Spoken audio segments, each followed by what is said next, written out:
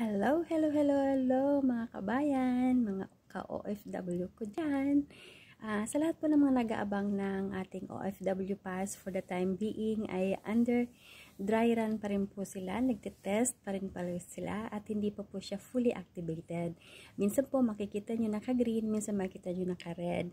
So ibig sabihin hindi pa siya fully operated yung kanyang system. Bigyan po natin sila ng pagkakataon na magsuri at maging maayos ang ating application.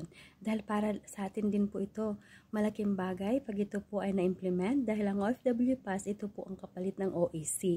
Hindi na po tayo magbabayad, libre na po ito at valid po ito kung 2 years ang ating contract, valid din po ang ating OFW Pass. At kung 1 year, ganun din po 1 year. So, abang-abang lang po tayo at sinisikap naman nila na maging maayos at maging friendly user ang ating OFW Pass. So for the time being po, pwede nyo nang i-download ang OFW Pass sa inyong mga mobile para pag ito po ay na fully implemented na at gagamitin na po natin, malaking advantage po ito sa ating mga OFW at lahat na po ay electronics na. So yun lamang pong update. Abang-abang kayo sa aking mga update. See you later.